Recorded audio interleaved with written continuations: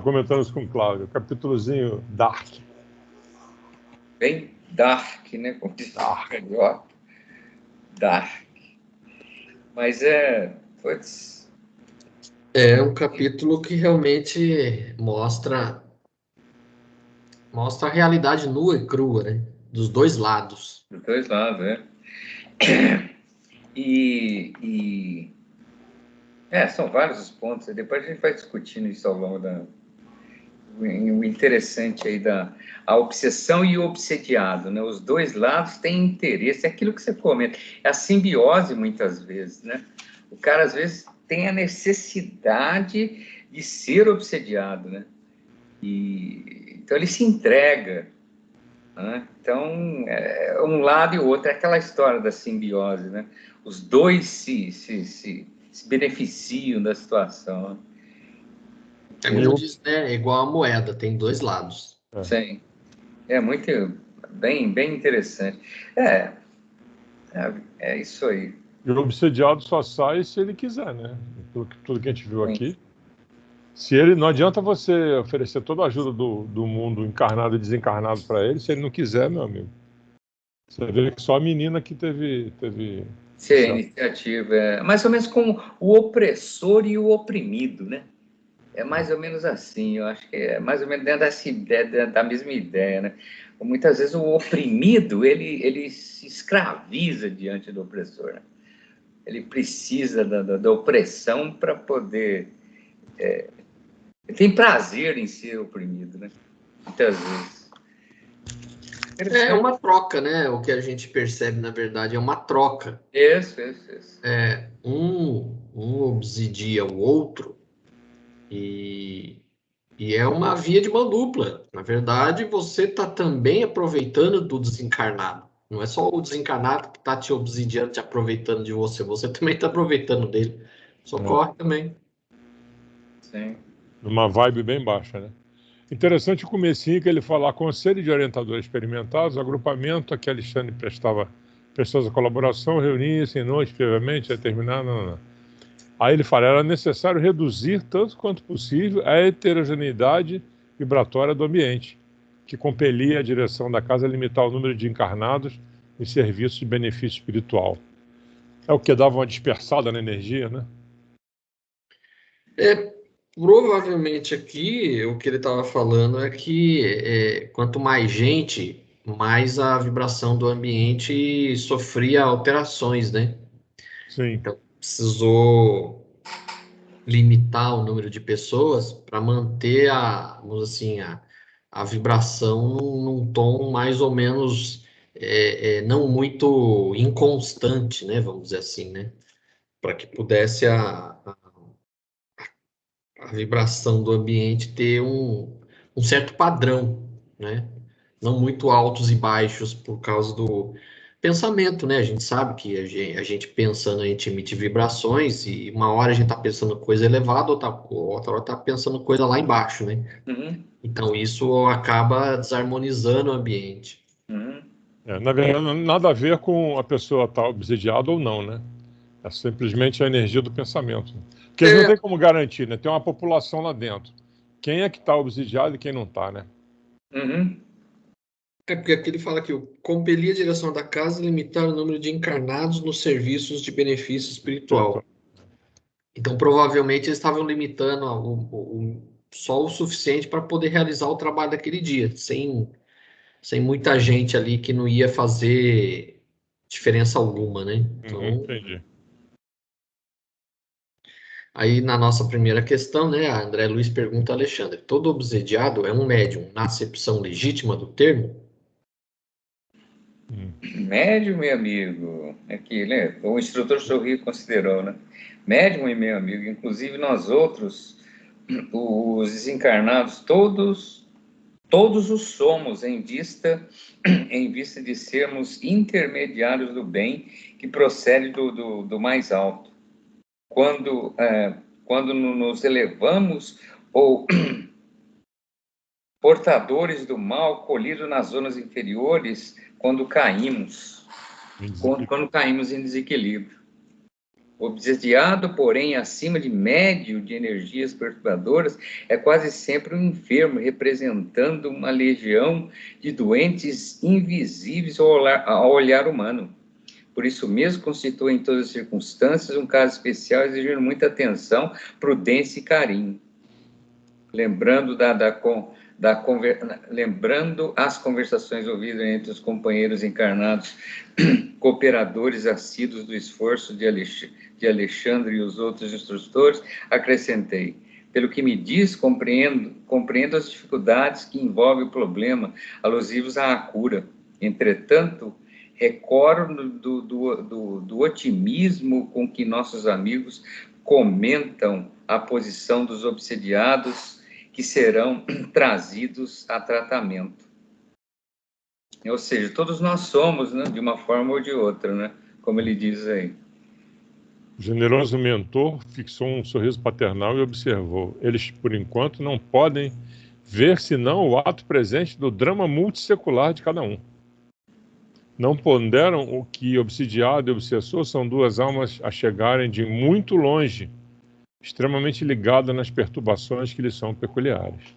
Nossos irmãos na carne procedem acertadamente, entregando seu trabalho com alegria, porque de todo esforço nobre resulta um bem que fica indestrutível na esfera espiritual. No entanto, deveriam ser comedidos nas promessas de melhoras imediatas no campo físico. E de modo algum deveriam formular julgamento prematuro em cada caso, porquanto é muito difícil identificar a verdadeira vítima com a visão circunscrita do corpo terrestre. É coisa de outras encarnações, né? A coisa vem de longe, né? Coisa pode vir de longe. Existe um ritual chamado apometria, que se encarrega de tirar essas obsessões do passado das pessoas. Andei lendo sobre isso aí. Apometria? Apometria, não é isso, Cláudio? Sim. Eles têm um método meio heterodoxo para fazer as coisas, né? No geral, o espírita não aprova muito os métodos da apometria. É tipo exorcisão? Exorcismo? Vamos dizer assim, é uma forma de exorcismo espírita, né? Eles começam a dizer que você tem essa e aquela perturbação do passado e que está lhe fazendo mal no presente, e que você está devendo não sei quem, não sei quem. E é uma série de sessões, pelo que eu li lá. Eu não participei. Eu particularmente não sou muito favorável à apometria, não, viu? Você está mexendo com coisa muito pesada, cara. Porque, na verdade, o que acontece? Muitas vezes, eles conseguem retirar por método, vamos dizer assim, mais à força, o espírito que está obsidiando ali o encarnado. Só que o método que eles fazem é um método que não é um método, assim, de doutrinação. Porque não adianta, você retira o espírito à força, ele vai voltar depois. Vai voltar, sim. Você tem que fazer o trabalho de convencimento. Isso. O que o Alexandre faz aqui no capítulo, ele mostra. Como a gente viu aqui no capítulo. Isso. Ele menciona já na primeira pergunta aí, né? Atenção, prudência e carinho. Sim. Isso. E o processo é mais ou menos o tratamento que é feito. Eu participei daquele tratamento que o centro fornece lá, né, de você fazer o P2B, enfim, aqueles vários níveis de passes. Daí a moça que coordenava lá, não me lembro o nome dela agora, então ela faz todo um histórico e tal, se junta os seus médios lá e tal, e traça um histórico seu, né? Então, acho que através disso aí eles conseguem mapear, vamos dizer assim, né? O seu histórico pregresso. Né? P3B, né, você fala? P3B, enfim, aqueles níveis de passes lá. Então, um deles é justamente isso, onde ela faz esse relatório, etc. Você se submete ao centro ali naquele momento, através daquela roda de médios, etc. Daí você sai e eles fazem o relatório, né? Então, dá esse, aquele, traça mais ou menos as suas pregressões aí. Então, muitas vezes a pessoa está sofrendo daquele mal, então tenta-se, né, através de uma forma mais leve, evidentemente, né? Na maioria das vezes, o trabalho de desobsessão, que é o P3B, ele não ocorre como a gente viu aqui nesse capítulo. Por quê? A maioria das vezes, o assistido, ele não é recomendável que ele não presencie o diálogo entre o doutrinador encarnado e o espírito, porque muitas vezes ele vai se chocar com a conversa. É muito raro o assistido presenciar isso, porque é um método menos chocante, porque aí o que acontece? Depois o trabalhador é que vai passar para o assistido a questão, mas vai fazer um filtro. Isso. De forma ao assistir poder entender a coisa. Isso. O P3B é feito dessa forma lá, né? No centro. Tem que ser dessa forma. Você é assistido, você passa pela consulta, aí você sai da outra sessão que vem o veredito lá, né? A conversa. As instruções, a resposta, as instruções. Isso. Então, esse é o método, né? Então, você não presencia, evidentemente, Não, maioria das vezes não. Mas eu participei de uma sessão de desobsessão em que eu presenciei. Realmente é chocante o negócio. Agora, o médium que estava comandando a desobsessão na Câmara de Passe, junto com outros 4 médiums, um deles incorpora, né, o obsessor, e ele chega todo valente e o médium, que é o comandante ali da Câmara, ele conversa com o espírito até acalmar aquele espírito. Até que ele se acalme e fala para ele que ele vai para um centro de tratamento, vai se livrar dos miasmas. Mas até ele chegar nesse ponto, até ele conseguir convencer o espírito a sair dali e procurar um tratamento, né, ele vai ser carregado, na verdade. É muito sofrimento. Geralmente são pessoas que sofreram muito na vida e vêm com muita raiva, muito ódio, né? Dizendo que foi muito maltratado, e é um diálogo chocante. Sim. Aqui no capítulo tem uma parte aqui que o Alexandre, o intermediário lá, né, conversa lá com o obsessor, e o cara, né, vem babando, né? Pô, essa mulher me destruiu, acabou com a minha vida, agora ela vai sentir o peso meu braço e não sei o quê. Mas é muito, muito carinho, cara, que o deve ser. Ofereceu ao espírito. As 2 vezes que eu vi... É como você acalmar um cara nervoso, né? Já pensou? Revoltado, se sentindo injustiçado, né? Exatamente. Teve um que disse que foi arrastado quando estava vivo, foi morto sendo arrastado por vários outros, e que ele não entendia por que daquilo, que ele não tinha feito mal a ninguém, não sei o quê. E é todo um trabalho de convencimento, leva de 5 a 10 minutos, pelo menos o tempo que eu senti, né? Conversando. Aí ele começa a chorar, aí quando começa a chorar ele já entendeu a história, né? É muito interessante. Agora, eu resolvi participar por minha livre e espontânea vontade, né? Ele falou, olha, pode ter um obsessor e nós vamos convencê-lo a se afastar, você tem algum problema com ele? Eu falei, não, eu quis escutar, né? Mas realmente, se a pessoa for apavorada ou não tiver, assim, achar que aquilo ali é uma coisa que não existe, ou que é coisa do demônio, sei lá, você fica muito mal, entendeu? Mas eu, graças a Deus, entrei e saí numa boa. Detalhe, estava comigo, né, um deles. Estava comigo. É difícil, assim, você encontrar alguém que não tenha alguém te acompanhando. É muito difícil. Pode não ser aquele inimigo encarniçado de séculos que quer te matar, mas sempre um companheiro ou outro você sempre tem. E muitas vezes não é questão do que você fez no passado, é pela sintonia de pensamentos. Exatamente. Só pela sintonia, né? É isso mesmo. Só pela sintonia. Agora, é impressionante como fica o médium quando ele vai embora. Meu amigo... com certeza. Fica prostrado, ele fica prostrado. Aí o médico que está na Câmara, como é que chama ele? Seria o coordenador, o supervisor? É o dirigente, né? O dirigente que está na Câmara, ele vai e refaz a energia do médium, ajuda ele. Que deve ser um desgaste energético gigantesco. Já pensou o esforço que o cara tem que fazer para poder conter um espírito nessa condição vibratória? Exatamente.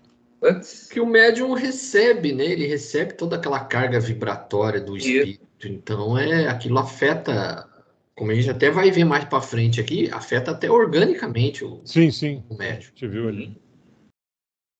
Tá certo.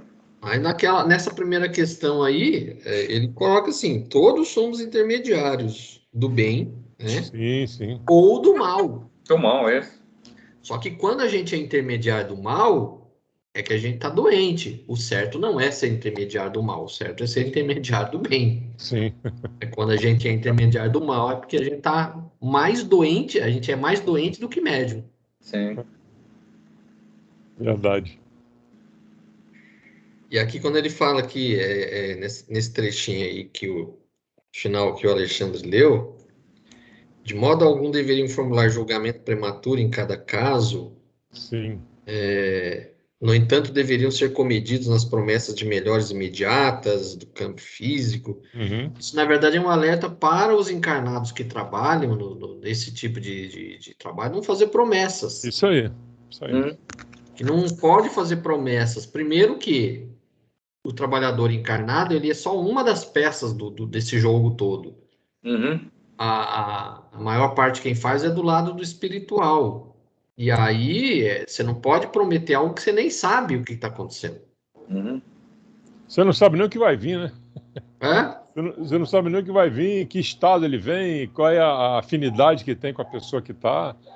E pode ser como é que se diz, uma intervenção totalmente sem efeito, ineficaz, né? Sim.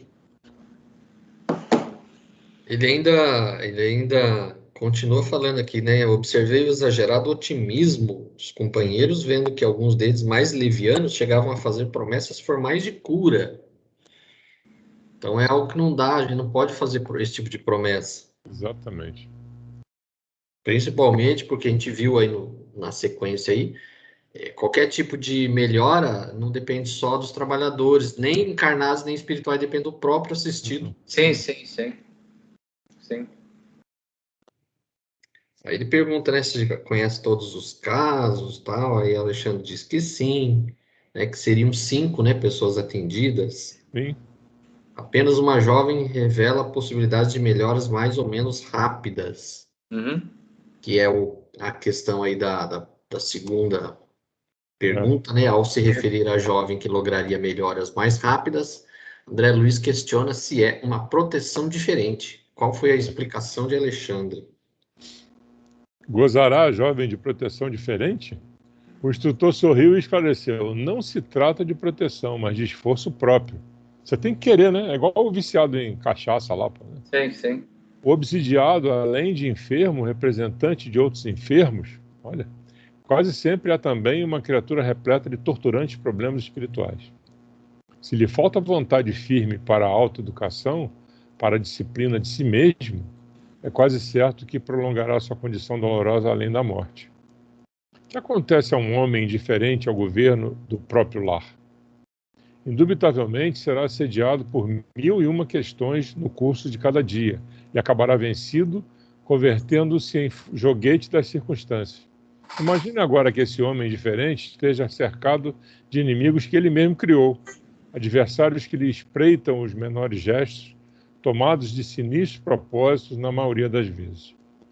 Se não desperta para as realidades da situação, empunhando as armas de resistência e valendo-se do auxílio exterior que lhe é prestado pelos amigos, é razoável que permaneça esmagado. Esta a definição da maior porcentagem dos casos espirituais de que estamos tratando. Não representa, porém, a característica exclusiva das obsessões de ordem geral. Existem igualmente os processos laboriosos de resgate, em que, depois de afastados os elementos da perturbação e da sombra, perseveram as situações expiatórias. Em todos os acontecimentos dessa espécie, porém, não se pode prescindir da adesão dos interessados diretos na cura. Se o obsidiado está satisfeito na posição de desequilíbrio, há que esperar o término da sua cegueira a redução da rebeldia que lhe é própria ou o afastamento da ignorância que lhe oculta a compreensão da verdade. Ante obstáculos dessa natureza, embora sejamos chamados com fervor por aqueles que amam particularmente os enfermos, nada podemos fazer, senão semear o bem para a colheita do futuro, sem qualquer expectativa de proveito imediato. O instrutor imprimiu ligeiro intervalo à conversação e, porque visse minha necessidade de esclarecimento, prosseguiu. A jovem a que me referi está procurando a restauração das forças psíquicas por si mesma. Tem lutado incessantemente contra as investidas de entidades malignas, mobilizando todos os recursos de que dispõe no campo de prece do autodomínio e da meditação. Não está esperando o milagre da cura sem esforço, e não obstante terrivelmente perseguida por seres inferiores, vem aproveitando toda espécie de ajuda que os amigos do nosso plano projetam em seu círculo pessoal. A diferença, pois, entre ela e os outros é a de que, empregando as próprias energias, entrará, embora vagarosamente, em contato com a nossa corrente auxiliadora, ao passo que os demais continuarão, ao que tudo faz crer, na impassibilidade dos que abandonam voluntariamente a luta edificante. Você para ajudar tem que querer e até para entrar na vibe, né? É interessante como é que ele sabe que os outros, né, não têm menor chance, né? A visão de um espírito evoluído, né? Eu acho que ele consegue perceber até mesmo pelas vibrações que a pessoa emite se ela realmente está conectada com o interesse da cura ou não. É isso aí, é isso aí. Aqui eu achei interessante, ele fala assim, existem igualmente os processos laboriosos de resgate, em que, depois de afastados os elementos da perturbação e da sombra, perseveram as situações expiatórias. Então, o que acontece? Muitas vezes a pessoa está penando ali na vida e fala, são os obsessores. Aí vai no centro, pode até ter obsessores. Mas o problema da pessoa não é os obsessores, é que ela tem realmente uma tarefa difícil a cumprir. A expiação, né? É a expiação, quer dizer. E a gente sabe, estamos careca de ver aí que a gente estudou, que é quando a gente faz o nosso planejamento reencarnatório, muitas vezes essas dificuldades foram nós mesmos que escolhemos. Isso aí. E aí a pessoa joga, sempre aquela coisa, né? Quem é evangélico católico, todo mal que está acontecendo na minha vida é culpa do diabo. Aí o espírita tem essa mania. O espírita não, é o obsessor. Aí só trocou o nome, não é mais diabo, é o obsessor. Então a gente tem que entender que nem tudo que está acontecendo de errado, que a gente julga estar acontecendo de errado, é culpa de algum obsessor. Muitas vezes é uma situação que a gente tem que passar mesmo difícil para a gente aprender alguma coisa. A própria expiação. Não tem nada errado, tá certinho, tá cumprindo a sua missão aqui. Tá, vamos cumprir certinho para ser completista, pô. É isso. E não interessa se é prova ou expiação, né? Tem que... Às vezes pode ser prova também, né? Vamos ver como é que você se comporta aí com os menininhos do seu lado aí. Quer ser completista? Mas você quer ser completista sem fazer nada? Completista aí... tem que ralar. Aí é neutrista. E se o cara deixar muito, é negacionista, que tá na forma aí, agora tá na moda, né? Mas aqui você vê, ele faz a descrição da jovem. Ela tá fazendo a parte dela nesse esforço todo. Cuidando, né? E os outros não. Os outros estão na posição daquele que está no berço esplêndido esperando o milagre cair do céu. Então, os outros não querem se esforçar para resolver a situação. Querem que a solução venha dos outros. Então, a gente está careca de saber que ninguém vai trilhar nosso caminho, né, por nós. Nós é que temos que trilhar esse caminho. A gente tem que abrir essa estrada. Então, se a gente não fizer a nossa parte, eles não conseguem fazer a deles. É interessante que ele fala, tem lutado incessantemente contra as investidas de entidades malignas. Então, significa que ela está sentindo, né, que tem um problema e ela está se cuidando, né? Sim. Porque às vezes a pessoa pode estar obsediada e nem percebe, né? Ela está com mau humor, está tratando mal todo mundo, está cheio de problema e não se convence. Pode ter até um insight para ela, se liga, porque... Uhum. Mas ela, pelo jeito, é muito sensível, né? Ela percebeu e está se cuidando. É o caso da simbiose. Às vezes, Aí, a sintonia de pensamento é tão forte entre você e o espírito que você nem percebe que está sendo obsidiado. é verdade. Né? A pessoa que é mal-humorada se junta a outros que são mal-humorados também, você nem percebe, porque você também é assim. Os sugadores de energia, né? Os famosos sugadores de energia. Aqui ele fala assim, mobilizando todos os recursos de que dispõe no campo da prece, do autodomínio, da meditação. É. Não está esperando o milagre da cura sem esforço. Não obstante terrivelmente perseguida por seres inferiores, vem aproveitando toda espécie de ajuda que os amigos de nosso plano projetam em seu círculo pessoal. Então ela estava aproveitando, ela sentia as investidas dos obsessores, mas ela sentia também que estava sendo ajudada. Então ela colaborava, fazia parte dela. Engraçado que hoje eu peguei um Uber e o motorista começou a falar do movimento, como é que tá, como é que não tá. Para mim tá tudo bom, tá melhorando bem. Agora, tem uns companheiros meus que acham que tem que ficar sentado esperando cair do céu. Não quer nem pegar um Uber para dirigir. Eu tô lembrando agora do cara aí, ó. Eu tô esperando a espera de um milagre, né? Tô sentado, vai chover a nota de 100 na minha cabeça. Eu falei, é pior que tem mesmo, né? Tem gente que é assim, Deus vai prover, Deus proverá. Vou sentar que vem aí, né? Tem uns que estão esperando a volta de Jesus, né? Isso. Na volta de Jesus, resolver Eu tudo. nem falo mais nisso. Eu tive com a minha irmã semana passada lá no Rio. E aí? Jesus vai voltar quando? Breve. Mas ele nem foi, pô. Ele tá por aí desde. E ela está esperando. Não, aí começa, né? Mas como que não foi? Claro que ele foi, pô. Foi nada. Ele tá aí olhando pela gente desde os tempos lá, mais de 2000 anos, pô. Não, ele foi embora. Ah, abandonou a gente, então? Não é isso. Eu me divirto, pô. Aí ele fala aqui na frente, né, os enfermos em número de 5 apresentavam características especiais. 2 deles, uma senhora relativamente jovem e um cavalheiro maduro, demonstravam enorme agitação. 2 outros, ambos moços e irmãos pelo sangue, pareciam completamente imbecilizados. E por último, observamos a jovem que Alexandre se referira, que controlava com esforço ante o assédio de que era vítima. Completamente imbecilizados. Os caras estavam dominados, tá tudo dominado, né? Sim. Nossa, As entidades, eles não conseguiam enxergá-los, né? Aí ele é. fala que em virtude do baixo padrão vibratório. Aí chega mais 2 amigos, né? Segui eles atentamente a movimentação, quando fui surpreendido com a chegada de 2 amigos de nosso plano. Achei interessante isso aí. São os Chegou, intérpretes, né? são os nossos intérpretes, Uhum. junto às entidades perseguidoras. Em virtude da condição em que se encontram, podem ser percebidos por elas e manter estreita ligação conosco ao mesmo tempo. Então, eles funcionavam como intérprete de idioma, né?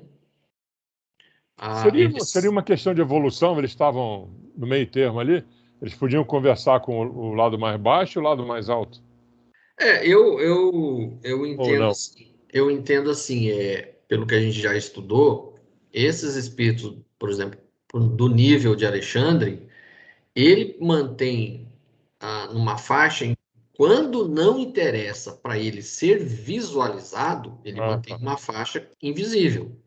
Quando interessa para ele que seja visualizado, ele consegue se fazer visível para os inferiores. Entendi. Então, no caso do Alexandre, do André Luiz, era necessário que eles ficassem invisíveis para poder estudar a sessão que iria acontecer, né, o trabalho. Entendi. No Uhum. caso desses 2 intérpretes, pela própria característica do trabalho que eles iriam desenvolver, eles precisavam ser visíveis. Senão eles não faziam essa ponte de contato entre os dois, os grupos, né, os que estavam lá estudando e amparando o trabalho e os obsessores, né? Tá.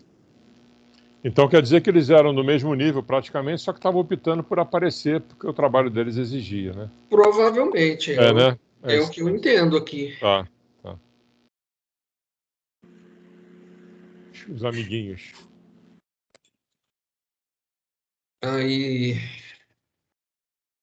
vai seguindo aí, né, a questão aí, as criaturas desencarnadas que ali se congregavam, dolorosa perturbação, retificaram de algum modo a linguagem que lhes era própria ao avistarem os dois emissários, Uhum. os dois missionários.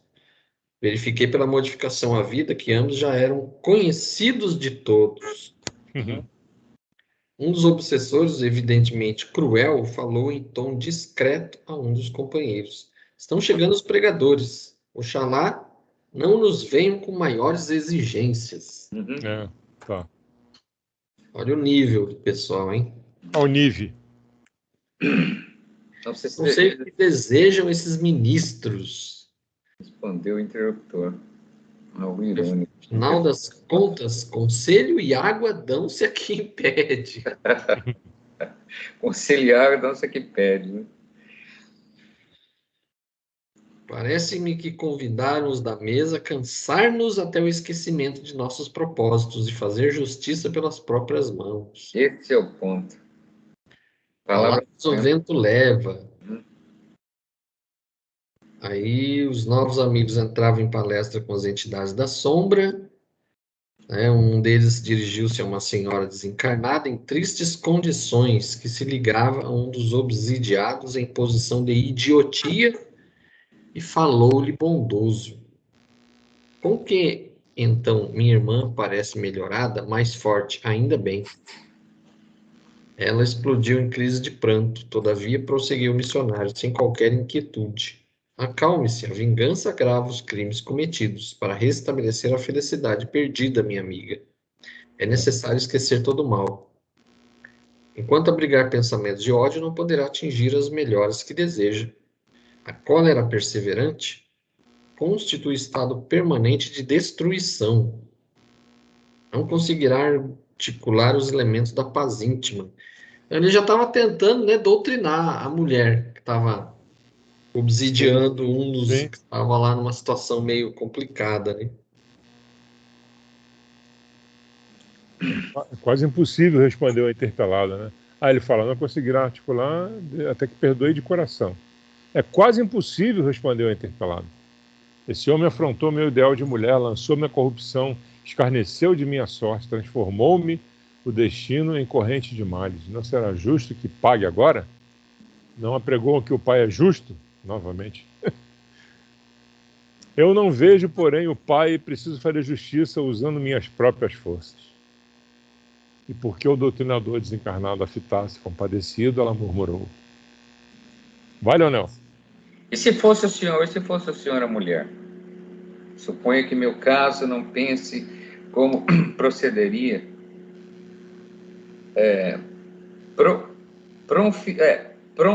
Prontificar-se-ia a desculpar os malvados que lhe atingiram a lama, que lhe atiraram a lama ao coração?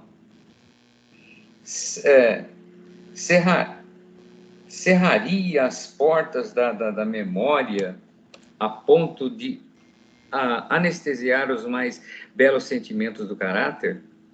Não acredito. O senhor reagiria como estou reagindo. Há condições para perdoar. E as condições que eu imponho na qualidade de vítima são as de que meu verdugo experimente também o sarcasmo da sorte. Ele infelicitou-me e voltou ao mundo. Preparou-se para uma vida regalada de considerações sociais, titulou-se para conquistar a estima alheia, e o que me deve? Também eu, de outro tempo, não era digno de respeito geral? Não me candidatar a uma existência laboriosa e honesta com o firme propósito de servir a Deus?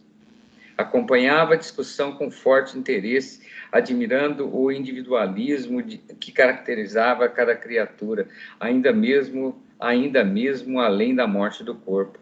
O intérprete da nossa esfera, contemplando-a, Sem irritação, observou: todas as considerações, minha amiga, são aparentemente muito respeitáveis. Todavia, em todos os desastres que nos ocorram, devemos experimentar serenamente a porcentagem de nossa coparticipação.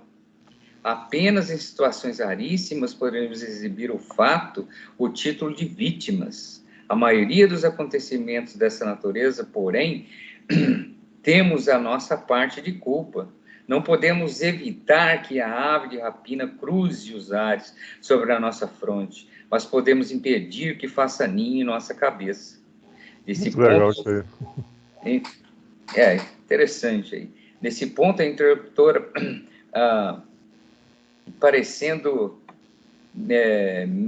melindrada, acentuou asperamente: suas palavras são filhas da pregação religiosa, mas eu estou à procura da justiça. E com um riso irônico terminava: aliás, a justiça apregoada por Jesus.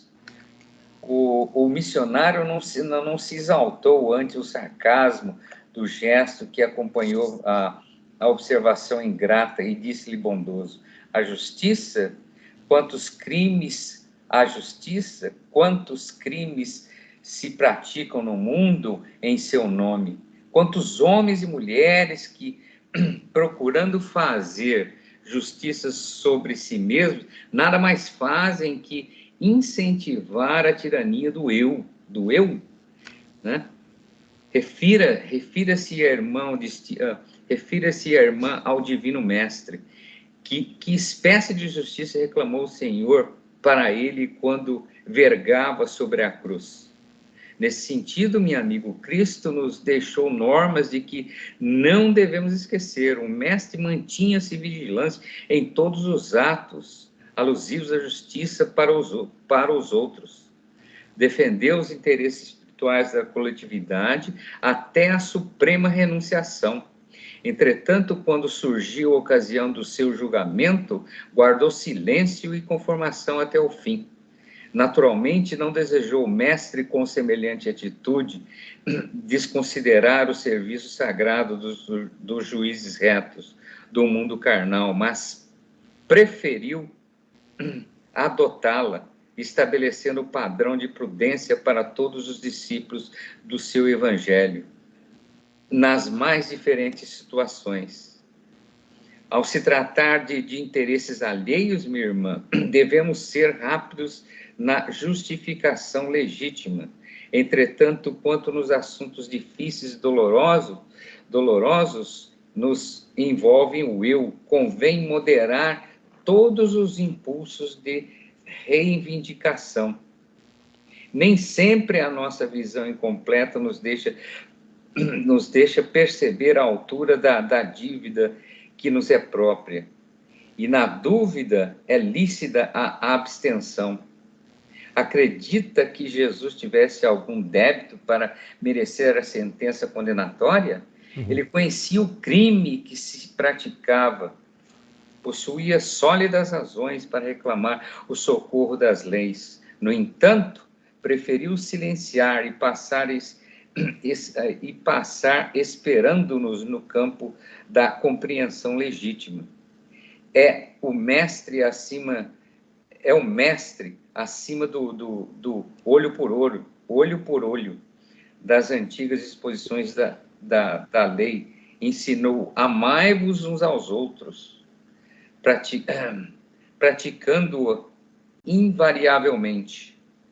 Confirmou a legitimidade da justiça, mas confirmou a legalidade da justiça, mas proclamou a divindade do amor.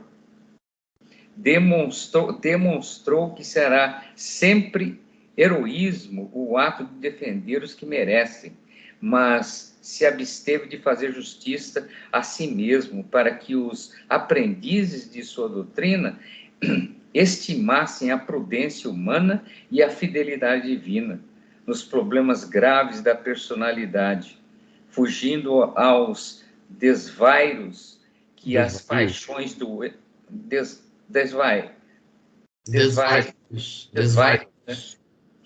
que as paixões do eu podem desencadear nos caminhos do mundo. Ou seja, Jesus passou por tudo que passou e não falou um A. Aqui o que ele coloca? A mulher estava sempre se colocando na posição de vítima, né? Vítima. Ai, coitada de mim, ai, eu sou vítima, ele é o culpado. Eu nunca fiz nada, né? E aí ele mostra, ó. Primeiro ele coloca que a gente aqui nesse mundo não pode se proclamar vítima, porque a gente também já foi algoz de muita gente. Sim.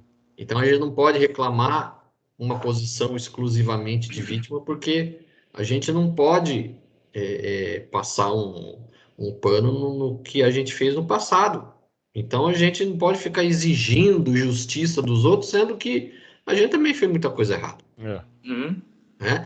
É aquela antiga e conhecidíssima passagem do Evangelho, quando Jesus fala: tire a primeira pedra quem tiver sem pecado. Então a gente não pode ficar tirando pedra em ninguém, né? Porque já tem até uma frase da sabedoria egípcia que diz que quem tem telhado de vidro não atira pedra no vizinho. Sim.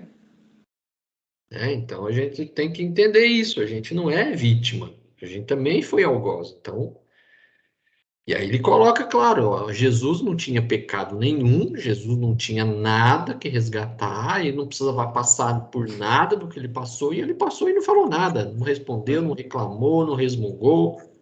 Ele podia ter reclamado um julgamento justo, né? E pelo direito romano, quem estuda o processo do julgamento de Jesus sabe que o julgamento foi extremamente irregular, não foi obedecido os ritos que deveriam ter sido obedecidos pelo direito romano. Jesus podia ter reclamado disso, ele nem reclamou nada. O que ele queria mostrar para a gente? Ele queria mostrar que, como ele coloca aqui, o amor ele vence muito mais do que a justiça humana. O amor entre as criaturas vale muito mais do que a justiça humana. Isso. Ao invés do olho por olho, amai-vos uns aos outros, né? Sim. Ele menciona aí, né? E outra, ele sabia que ele ia passar por isso, né? Era o script dele, na verdade. Tava então é mais um exemplo de que você deve ficar muito ligado que às vezes você pediu isso. Nós que somos do kardecismo, né? A gente entende dessa forma, né? Então... porque pela situação, pelo nível moral da humanidade naquela época, um missionário que viria pregar tudo que ele pregou, o resultado seria aquilo que aconteceu com ele. Sim, exatamente. Né? Todos os profetas da Bíblia que estão lá, todos eles foram perseguidos. É só ver Elias, por exemplo, Elias, que foi um dos maiores profetas, quanto que ele não sofreu? Quanto que ele não foi perseguido pelos reis daquela época? Por quê? Porque ele falava a verdade, ele tocava na ferida. Ele não era hipócrita. Então ele foi perseguido. Ele só não conseguiu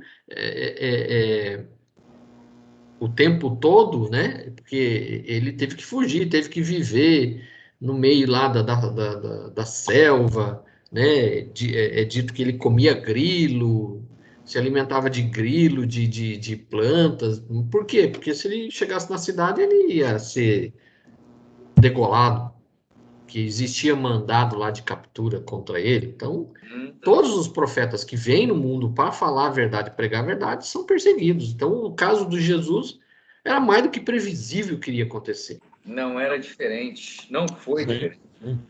Não, e é interessante, ele sendo um espírito muito evoluído, ele sabia disso, com certeza.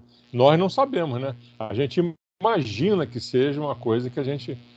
Então ele largou na frente, muito na frente. Pelo conhecimento que ele tinha da nossa psicologia, ele já projetou que a missão dele terminaria dessa forma, né? E muito sofrimento antes. Agora, tem uma frasezinha interessante aí no texto que ele diz assim: ao se tratar de interesses alheios, minha irmã, devemos ser rápidos na justificação legítima. Por que isso? Você dá o apoio à pessoa Porque quando ele diz, entretanto, quando os assuntos difíceis e dolorosos envolvem o eu, devemos moderar todos os impulsos de reivindicação.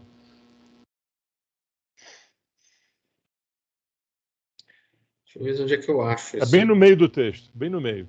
Meio do texto aqui, Desse texto aos maior. tratar de interesses alheios, Isso. devemos ser rápidos na justificação legítima. Entretanto, quando os assuntos difíceis e dolorosos nos envolvem o eu, convém moderar todos os impulsos de reivindicação. Ou seja, quando o problema se torna apontado para mim, a gente tem que considerar, né? Isso eu acho que é o que ele quis dizer, né? Não é só... Mas será que quando a coisa toca em mim, de repente eu tenho algum tipo de responsabilidade pela coisa ter tocado em mim? Acho que ele quis dizer isso, né? Não pode simplesmente revidar, vamos dizer, né? Ou então avaliar o nível de culpa nosso, né? Sim. O meu nível de culpa. Você não está enxergando o todo, né? Você não está enxergando o todo ali, né? Isso, se tratar de interesses alheios, minha irmã, devemos ser rápidos na justificação legítima. Entretanto, quando os assuntos difíceis e dolorosos nos envolvem o eu, né? Ou seja, quando eu estou envolvido na dor, convém moderar todos os impulsos de reivindicação. Ou seja, não pode revidar né, de repente falar, pô, mas se eu tá doendo em mim, será eu devo ter algum nível de culpa? Ou então não ressachar, vamos dizer, opa, eu não, tipo assim, né? Eu não mereço, né? Eu não mereço isso. O que é essa justificação? Pera. Né? Justificação legítima. Então, eu entendo nesse trecho que ele quis dizer assim, quando você está tratando de terceiros, se você encontra uma situação de uma injustiça, cabe a você realmente fazer o que é o certo, né? Dar a cada um segundo o que é o correto. Agora, quando você se sente prejudicado, você tem que ter certa moderação, ou seja, não vai querer exigir justiça pelas próprias mãos. Uhum. Porque aí você está, muitas vezes, colocando o seu ego na coisa. Uhum. Porque, assim, a gente, quando se trata de alguma injustiça contra nós, nós somos rápidos e rasteiros. Isso. Né? Agora, quando se trata dos outros, a gente deixa para lá. Ele está colocando aqui que a gente deve agir da forma contrária. Quando é direito dos outros, a gente tem que ser rápido para agir. Quando se trata do nosso interesse, vamos com calma. Porque muitas vezes a gente está colocando nosso orgulho, nosso ego, nossa vaidade, e a gente não enxerga isso. Né? A nossa vaidade, nosso orgulho, os nossos interesses, funciona como aquela trava no olho que Jesus citou, né? Você reclama de um cisco no olho do outro, mas você não está vendo que nos seus olhos está uma trave lá, está um tronco enorme, e você não está vendo. É o que eu entendo que ele quis dizer aqui. Convém moderar os impulsos de reivindicação, ou seja, vai reivindicar, moderar os impulsos de reivindicação, ou seja, não reagir de forma agressiva, entre aspas, aí, né? Vamos dizer. Vamos recordar o que Jesus fez na vida dele. Ele sempre defendeu os outros, mas ele próprio ele nem se defendeu. Isso. Eu diria que assim, todo mundo tem razão, né? No seu sofrimento, na sua reclamação, mas você para de reclamar porque você não sabe da missa a metade. Agora, se os outros reclamarem, ajuda, né? Fala que tá bom, você tem razão, você não devia estar sofrendo assim, mas no nosso caso a gente sabe que o buraco é mais embaixo. Você não vai falar isso para a pessoa, né? Ainda mais se a pessoa não for... Claro. A gente tem que entender que muitas vezes a gente está exigindo coisa que a gente não devia exigir. Isso. Né? Ou seja, ser moderado, né? Exato. Ser moderado. E Jesus nem isso foi. Ele simplesmente calou-se, aceitou tudo, né? E, pelo contrário, né? Ele pediu, né, ao Pai, perdoai-vos, eles não sabem o que estão fazendo. Sim. Depois de tudo que ele sofreu, né? Mole? Ele, na verdade, ele nos via como crianças que faz um monte de coisa errada e não entende, não tem a compreensão daquilo que está fazendo. A ficha deles ainda não caiu. Deixa para lá. É assim mesmo. Acho legal quando ele pergunta, né? Acredita que Jesus tivesse algum débito para merecer a sentença condenatória? Então, ele devia alguma coisa. Pensa aí. Aí tanto depois desse sermão todo, desse exemplo, aí ela não tinha muito o que falar, né? Não. tinha, mas não tinha Eu justamente. tenho que perdoar, eu tenho que parar de sentir raiva, eu tenho que parar de querer vingança. Tanto é que Pôncio Pilatos chegou e falou, mas qual o crime dessa pessoa aqui? Eu lavo minhas mãos aí, ó, tá livre para fazer o que vocês quiserem com ele. Deu as costas e foi embora. O que se sabe é que, na verdade, o Pilatos ele sabia que não tinha sido cometido nenhum crime. Pela lei romana, não tinha crime nenhum no que ele fez. Sim. O que ele fez é que ele não aguentou a pressão dos sacerdotes, né? Ele não segurou o rojão e deixou que a coisa corresse conforme os sacerdotes queriam, que era a condenação de Jesus, né? Do nada, né, cara? Eles falavam para Cristo quando ele saiu lá do julgamento: cadê o seu Deus? Não vai lhe salvar, não? No vídeo, né? Pois é. Cadê o seu Deus? Ele não é daqui, né? Cadê? Ele não vai vir te salvar, não? Meu reino não é desse mundo. Não é desse mundo. Jesus Meu reino não é desse mundo, filho. Um exemplo do caramba, né, velho? É um puta exemplo, né, que deixou para como espelho para a gente, né, se mirar aí. Mas... Um exemplo, é o exemplo máximo, né? Exemplo máximo de qualquer ser humano, porque ser humano nenhum suportaria ou suporta uma condição dessa. Você acha que você vai ser condenado por algo que você não fez de forma calada, como Jesus ficou? Mas nunca. Acho que ser humano nenhum, pelo menos até onde eu conheço, onde se vê aí, ninguém aceitaria uma condenação injusta. Você pagar por aquilo que você não fez. Possível. Bom, aí vamos na nossa terceira questão. Depois dos esclarecimentos espirituais feitos pelo intérprete, Alexandre diz: é preciso saber semear a terra abandonada dos corações desiludidos, que se afastam da crosta sob tempestades de ódio e angústia desconhecida. Reflita com o grupo sobre essa questão. A interlocutora, em face da argumentação veemente e bela, emudeceu, fortemente impressionada. E Alexandre, que seguia também comovido das explicações do intérprete, observou: o trabalho de esclarecimento espiritual depois da morte, entre as criaturas, exige de nós, outros, muita atenção e carinho. Aí ele fala a frase: é preciso saber semear na terra abandonada dos corações desiludidos, que se afastam da crosta, sob tempestades de ódio e angústia desconhecida. Ou seja, tem que ter muito cuidado para falar com essas pessoas, né? O caso dessa mulher aqui, ó. Esse sermão que ele passou para ela, ele foi preciso, né? Foi cirúrgico. Disse para ela: ó, você está reclamando de quê, né? Você está querendo o quê? A sua justiça não é isso que você está pensando. Não é assim que você vai conseguir melhorar, né? Porque ele dá a entender aqui que esses espíritos obsessores, eles também são vítimas também. Né? Então a gente tem que entender os dois lados, entender o lado do quem está sendo obsidiado e o lado do obsessor. Então a gente não pode fazer um julgamento, esse está certo, esse está errado. Os dois são vítimas, os dois têm que ser amparados para que os dois saiam dessa situação que eles estão. Agora, com rigidez, com autoritarismo, você não vai conseguir nada isso nunca. E pelo jeito ela sofreu muito na mão dele, né? É isso que ela reclama, né? Pelo histórico ela que é encarnada? fala... Eu não reparei se ela é encarnada ou desencarnada. Não, ela é desencarnada. É desencarnada, tá aqui. Ela é a obsessora dele. Isso. Ela tá querendo vingança, relata, né? Acho que ela relata uma vida passada com ele. Isso, exatamente. Aí ele ainda fala aqui, né? Diz o livro sagrado que no princípio era o verbo. Também aqui, diante do carro desolado dos espíritos infelizes, é necessário utilizar o verbo no princípio da verdadeira iluminação. Não podemos criar sem amor. E somente quando nos preparamos devidamente, edificaremos com êxito para a vida eterna.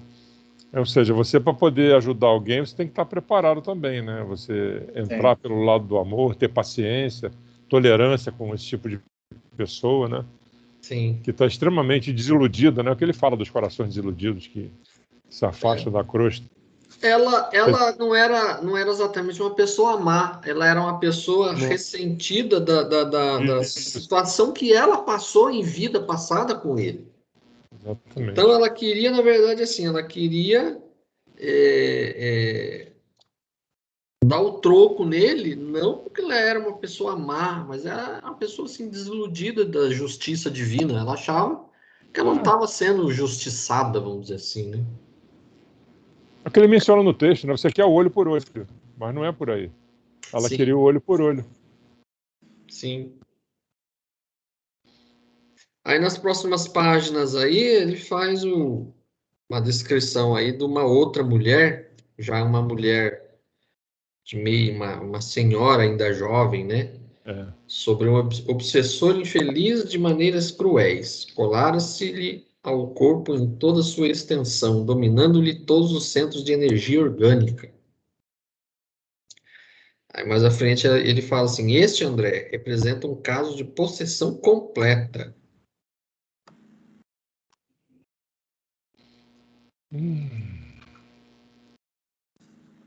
Aí eu acho que ele, né, entra em contato, né, com o intérprete, entra em contato com o espírito obsessor dessa senhora.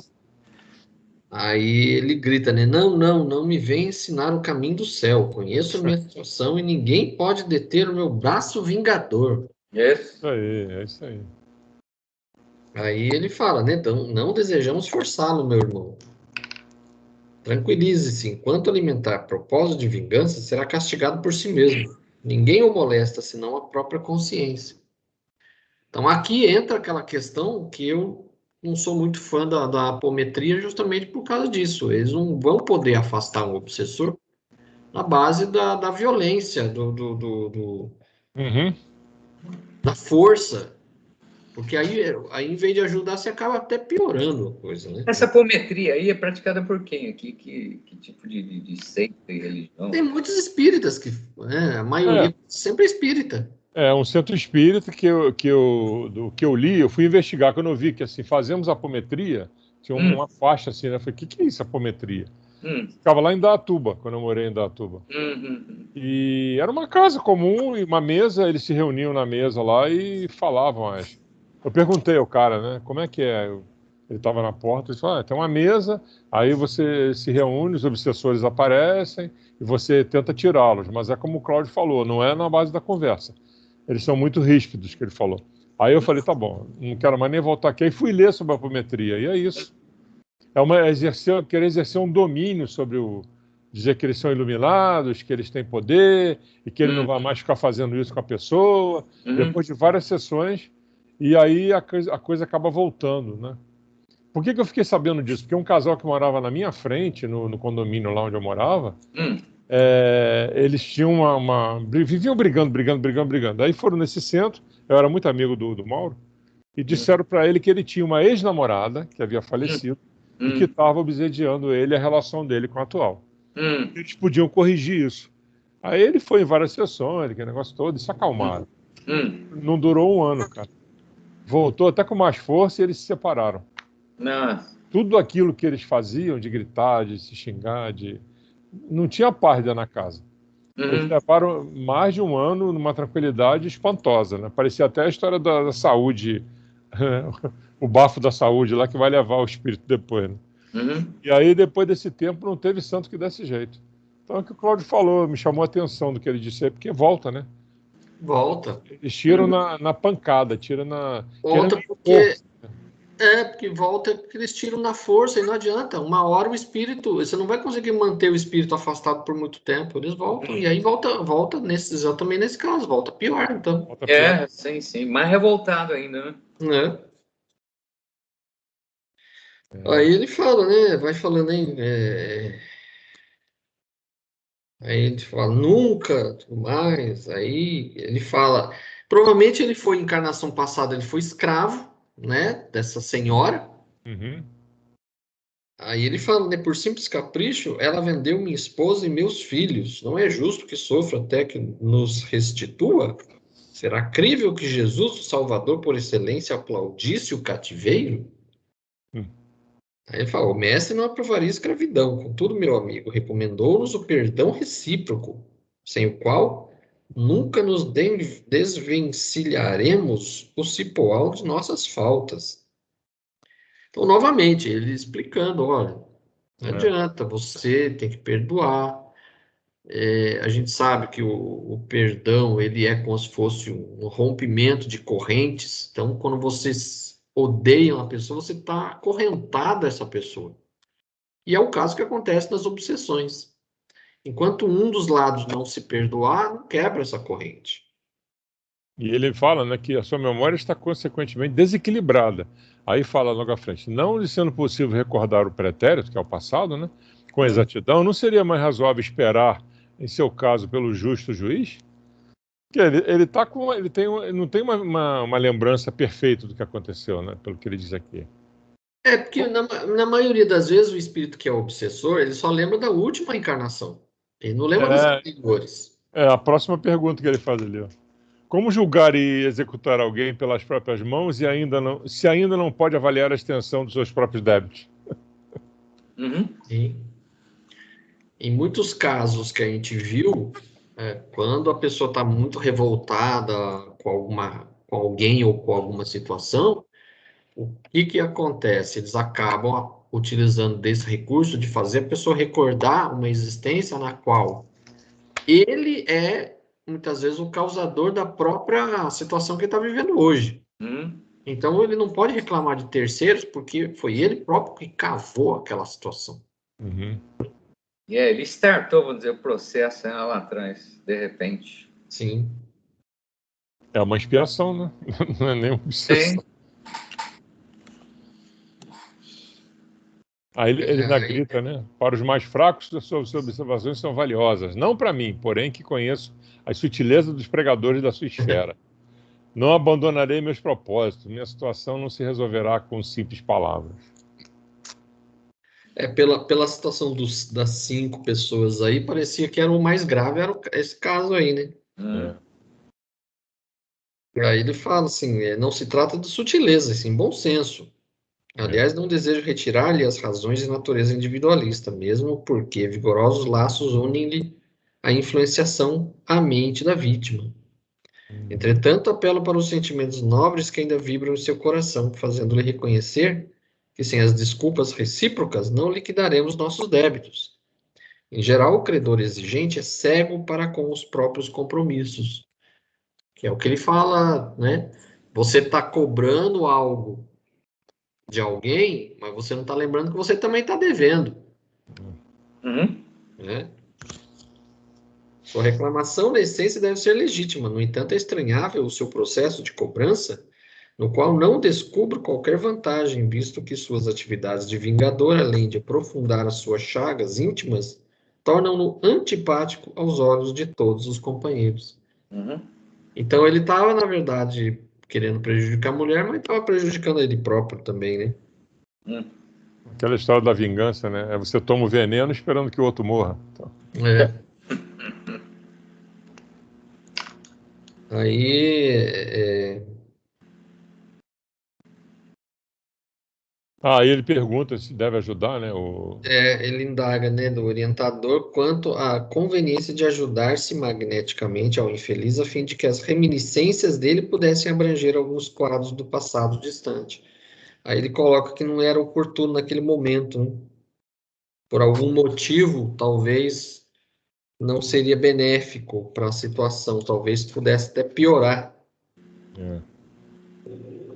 Antes de maior auxílio ao seu entendimento, é necessário que sofra. Putz. Sim.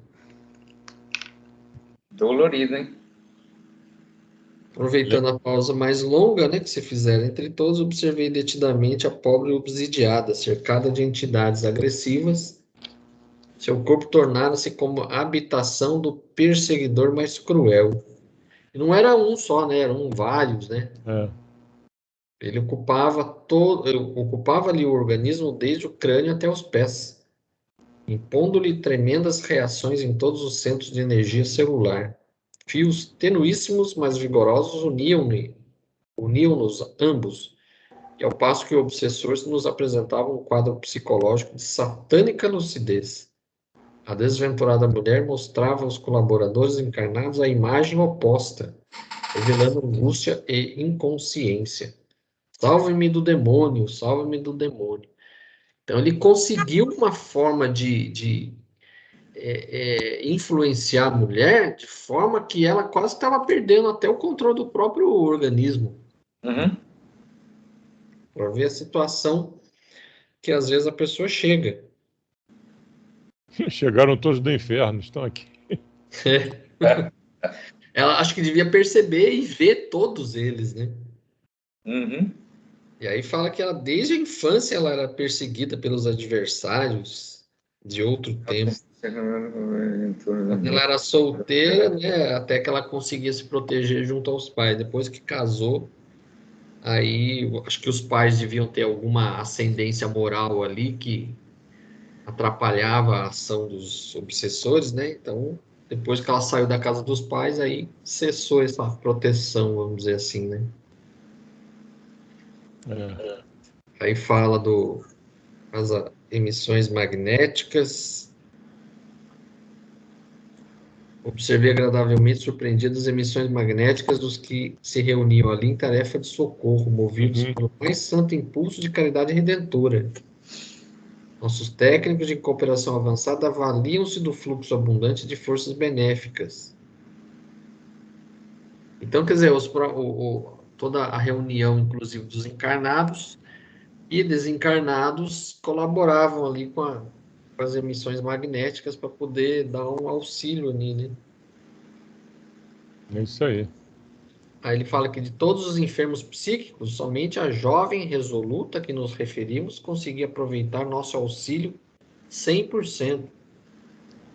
Identificava-lhe o valoroso esforço para reagir contra o assédio dos perigosos elementos que a cercavam.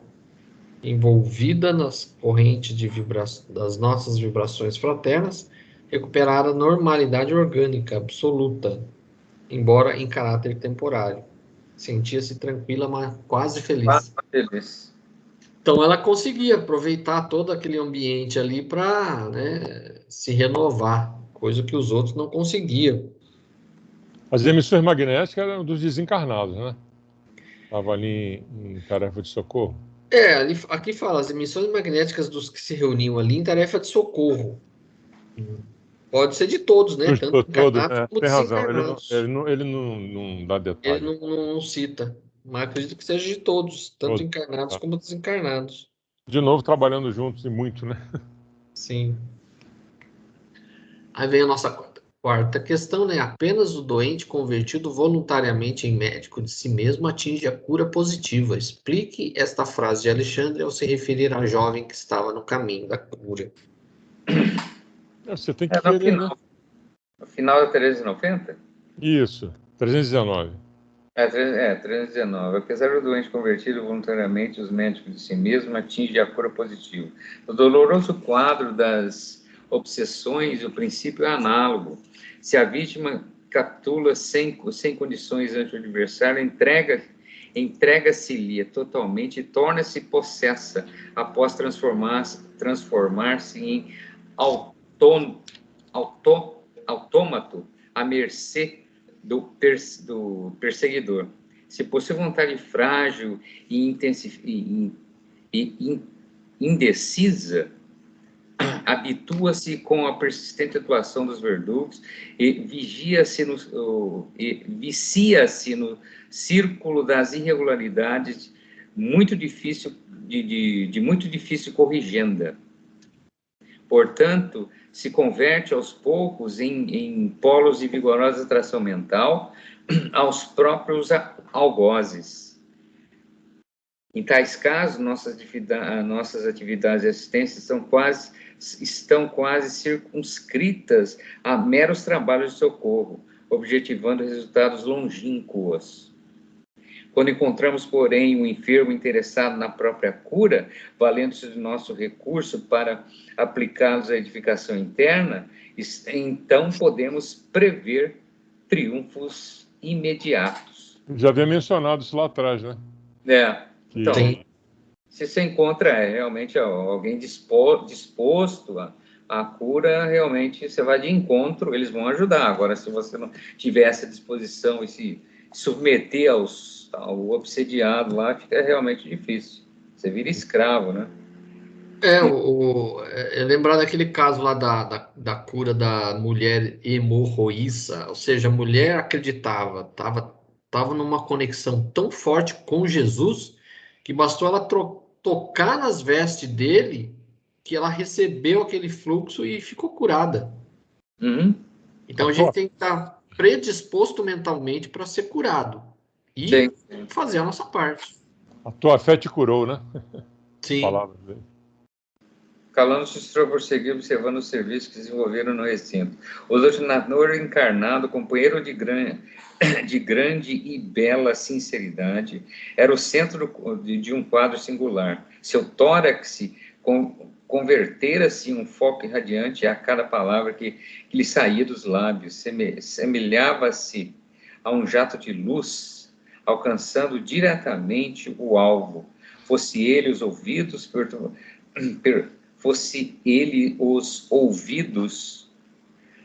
perturbados dos enfermos ou o coração dos perseguidores cruéis. Suas palavras eram com efeito de uma simplicidade encantadora, mas a substância sentimental de cada um assombrava pela sublimidade, elevação e beleza. Aí ele faz a descrição do encarnado, né? O doutrinador encarnado, para ver a importância também que o doutrinador encarnado tem nesses processos de cura, né? E nós vimos em algum capítulo anterior aí que quando você tem um problema com o encarnado, você precisa que tenha encarnados também para ajudá-lo, né? Não pode ter só desencarnados. Sim. Porque Na verdade, a gente chegou a ver desencarnados que estavam tão materializados que precisavam das energias de encarnados para se recuperar. Sim, isso. Desencarnados muito ligados à carne, vamos dizer, né? Porque ele menciona, não existem centros de recuperação de desencarnados? O André pergunta na época. Aí ele fala, sim, existe, mas é o que o Cláudio falou, mas estão tão ligados ainda à matéria que precisam dos encarnados também. Sim. Então é uma troca de energia constante, né? É uma energia que tem a mesma densidade daqueles espíritos, porque eles estão tão apegados a matérias que eles se sentem praticamente quase como encarnados mesmo. Vamos assim, a faixa vibratória deles é praticamente idêntica, né? Interessante. Aí vem a nossa quinta questão, né? Basta conhecer os caminhos da doutrinação para poder ser doutrinador de um trabalho de desobsessão? Não, né? Ele diz aqui. Não necessariamente, né? Não, na verdade não, né? Reparando minha estupefação, Alexandre veio em meu socorro esclarecendo. Estamos aqui numa escola espiritual. O doutrinador humano encarrega-se de transmitir as lições. Você pode registrar, porém, que, para ensinar com êxito, não basta conhecer as matérias do aprendizado e ministrá-las. Antes de tudo, é preciso senti-las e viver-lhes a substancialidade no coração. O homem que apregou o bem deve praticá-lo, se não deseja que as suas palavras sejam carregadas pelo vento, como o simples eco de um tambor vazio. O companheiro que ensina a virtude, vivendo-lhe as grandezas em si mesmo, tem o verbo carregado de magnetismo positivo, estabelecendo edificações espirituais nas almas que o ouvem. Sem essa característica, a doutrinação quase sempre é vã. Uhum. É isso aí, meu amigo. Aquele negócio de faço o que eu digo, mas não faço o que eu faço, não funciona, né? Sim. É o que fala no próximo parágrafo aí, né? Que ele fala, vendo o quadro expressivo analisado pelos esclarecimentos do instrutor, compreendi que o contágio pelo exemplo não constitui fenômeno puramente ideológico, mas sim que é um fato científico nas manifestações magnético-mentais. Ou seja, não basta só a gente ficar lá recitando versículos da Bíblia, isso aí não convence ninguém se a sua atitude no dia a dia não for adequada ao que você prega. Sim. É quando ele fala aqui que o contágio, pelo exemplo, não constitui fenômeno puramente ideológico, não basta só você falar. Né? Então, o exemplo é um poder. Né? Jesus só conseguiu realmente ser até hoje quem ele é para nós, porque ele exemplificou tudo que ele falou.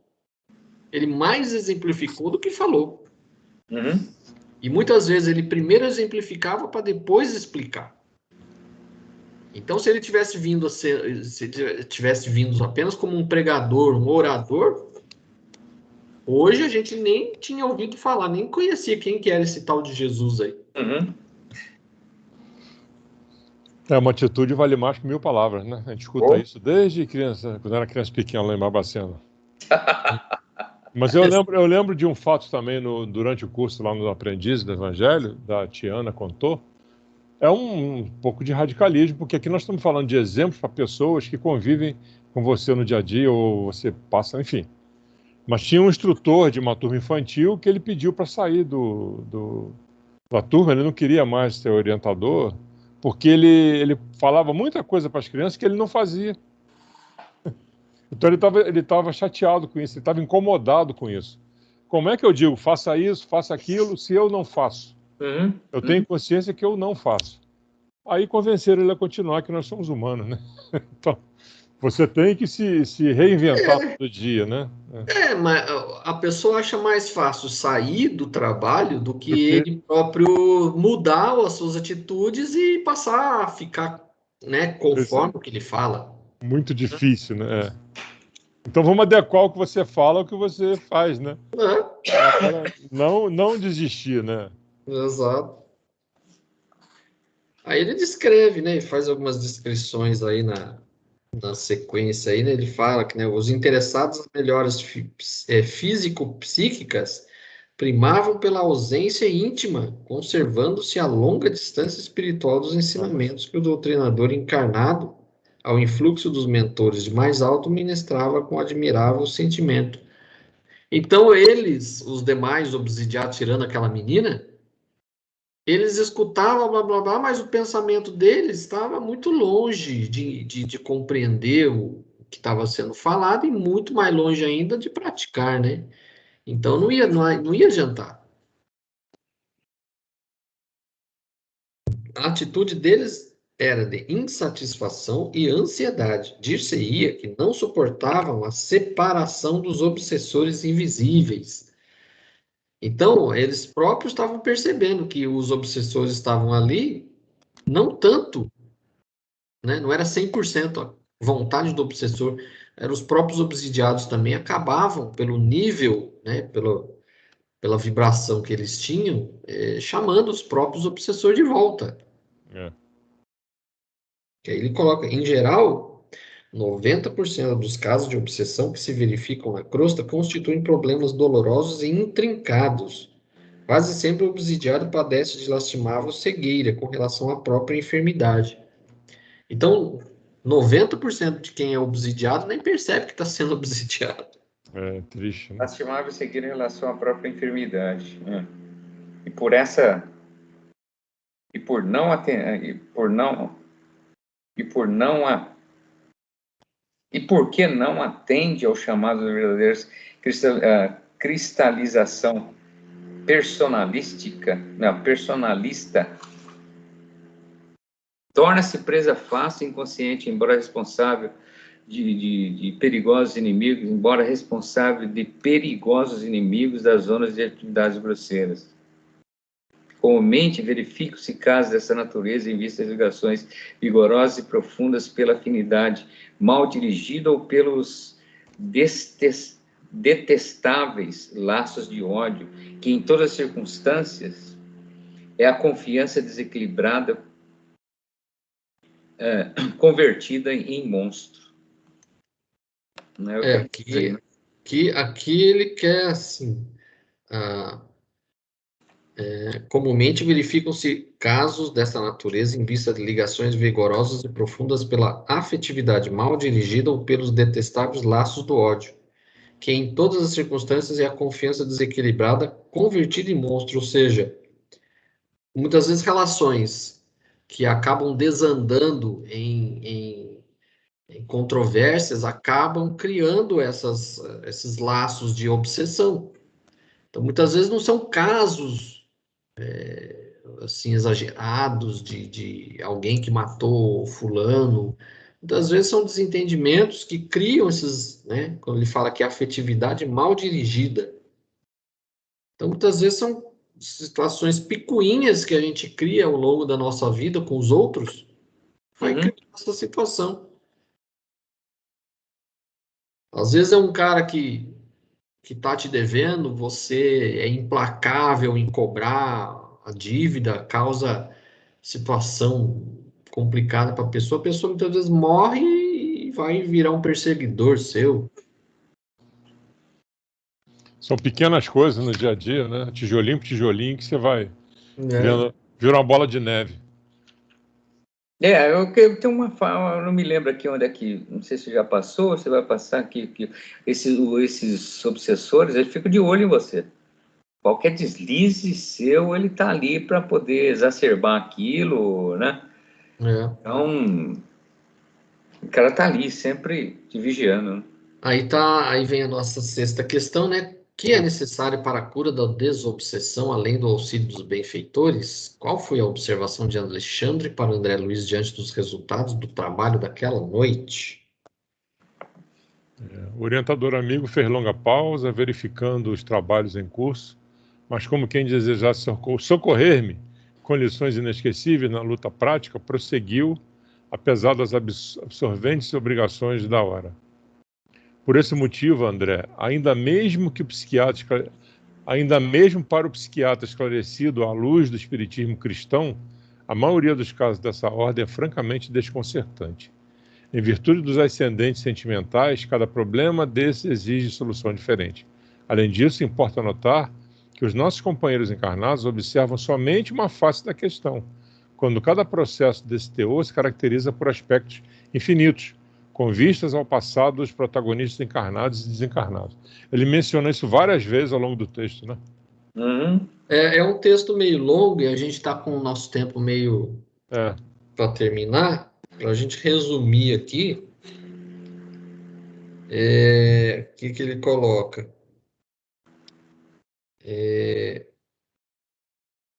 O que é necessário para a cura da desobsessão.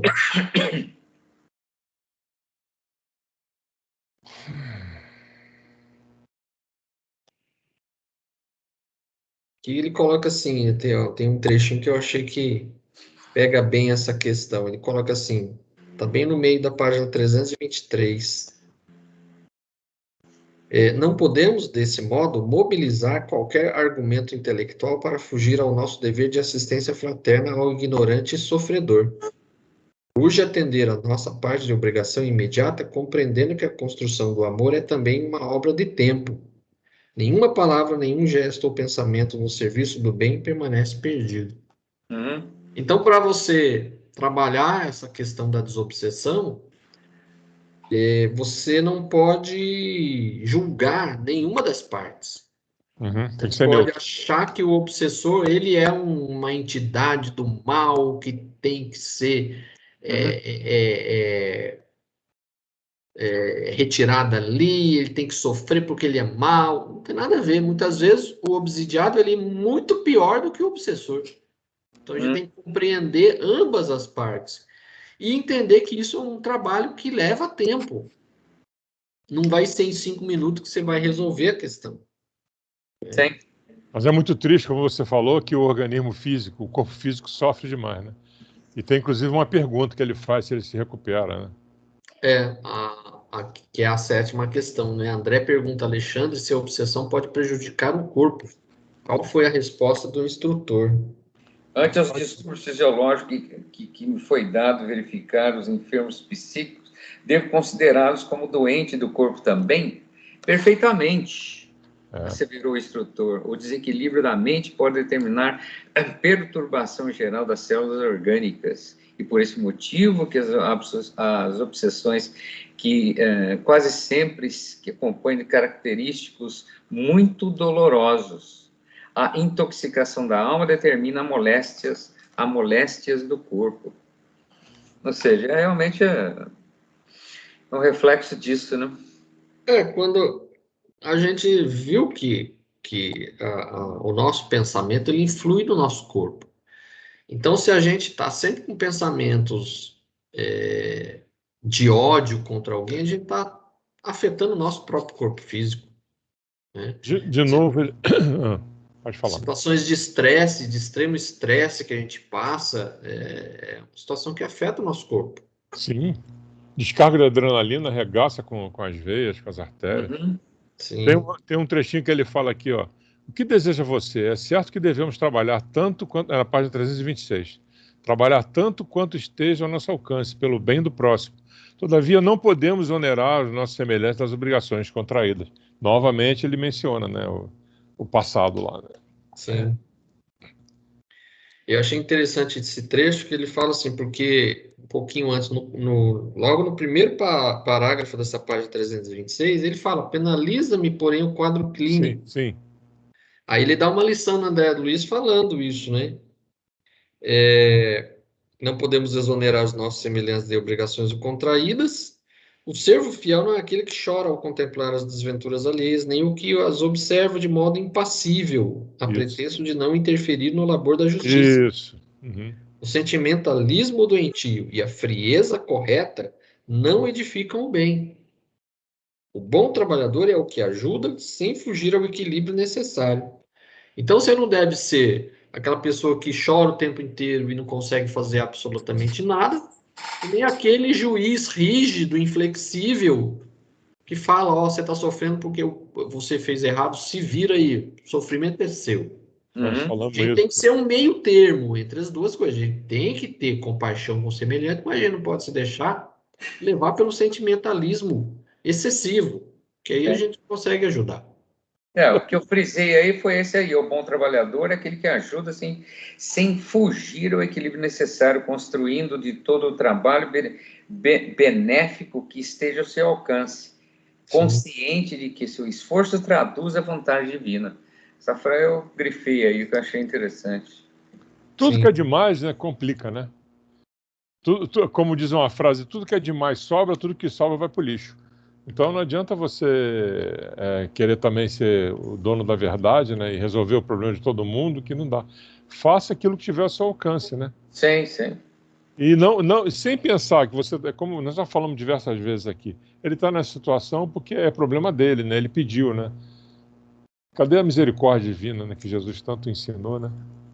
Como diz uma frase de um filósofo árabe da Idade Média: todo excesso é prejudicial, exceto o conhecimento. É verdade. É verdade.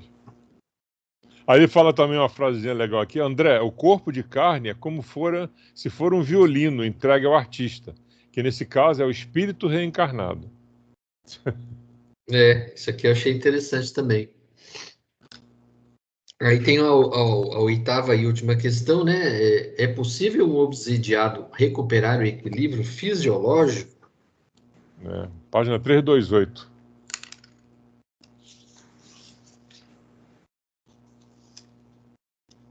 Convenhamos, porém, de que os perseguidores se convertam, de que se afastem definitivamente do mau caminho depois de Se viciarem. se viciarem o organismo das vítimas durante longo tempo. Nesse caso, não terão elas o restabelecimento imediato? Não recuperarão o equilíbrio fisiológico integral? Com bondade que lhe é peculiar, respondeu: já observei atenciosamente observei acontecimentos dessa ordem, e quando se verificam, os antigos verdugos se transformam em amigos ansiosos de reparar o mal praticado. Por vezes conseguem, recebendo a ajuda do plano superior e restauração da harmonia orgânica naqueles que lhes suportaram a desumana influência. No entanto, na maioria dos casos, as vítimas não mais restabelecem o equilíbrio do corpo. Permanecem permanecem de saúde incompleta até o sepulcro? Perguntei fortemente impressionado. Sim, elucidou Alexandre tranquilamente. Observando, porém, o espaço enorme, o orientador acrescentou: seu assombro prende-se ainda à deficiência da análise humana. O perseguidor, reconhecido como tal entre os companheiros encarnados, pode revelar modificações, mas talvez a suposta vítima não esteja convertida. Na obsessão, as dificuldades não são unilaterais. O eventual afastamento do perseguidor nem sempre significa a extinção da dívida. E em qualquer parte do universo, André, receberemos sempre de acordo com as nossas próprias obras. O assunto sugeria grande beleza, o assunto sugeria grandes e belas interrogações, mas as exigências outras requisitaram-nos mais além. Alexandre dispôs-se a partir, despedindo-se afetuoso dos cooperadores, e acompanhei-o em silêncio, meditando nas grandezas das mínimas disposições da justiça divina. Aqui eu achei interessante, ele fala que, na obsessão, as dificuldades não são unilaterais. O eventual afastamento do perseguidor nem sempre significa extinção da dívida. E ainda coloca um pouquinho antes, ele coloca assim: o perseguidor reconhecido como tal entre os companheiros encarnados pode revelar modificações, mas talvez a suposta vítima não esteja convertida. Muitas vezes os dois têm dívidas entre eles, o obsidiado e o obsessor, e às vezes o obsessor, ele acaba sendo doutrinado, ele compreende, ele acaba se afastando, mudando-se, né, as suas disposições, e o perseguido, né, o obsidiado, o encarnado, ele continua na mesma coisa errada de sempre. Então, aí, muitas vezes, o que acontece, ele só troca de obsessor, porque ele continua naquelas mesmas disposições erradas.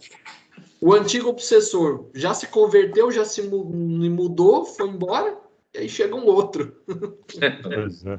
E muitas vezes, como ele diz, ele também ajuda, né, o obsediado a se recuperar, né? O obsessor arrependido. Mas muitas vezes o cara não cumpriu a missão dele ainda. Meu amigo, você está precisando de mais um sofrimentozinho, não tem jeito. Eu estava ouvindo aquele André Luiz Ruiz. Você viu, né? Ele falou de um livro do Chico Xavier, escreveu pelo Chico. Esqueci o nome agora, rapaz. Eu devia ter voltado lá ao vídeo. Que ele fala, o cara descreve. Tem pessoas que conseguem ver os obsessores. Sim. Durante o processo lá, tem pessoas que conseguem enxergar todos os obsessores ali, não. Em situações na rua mesmo, o cara está olhando assim, vê o cara passando e o obsessor ali grudado nele mesmo. É o médio vidente, né? Tem essa. Sim. É interessante, eu acho que eu vou comprar esse livrinho aí. Eu acho que é pequenininho, eu vou dar uma olhada depois. Traga o nome lá que eu também não estou lembrando, não. Sim, você viu o vídeo? Eu vejo todos os vídeos. Sim, então, ele descreve, na segunda parte. Então é isso aí, encerramos. Vou encerrar. O capítulo.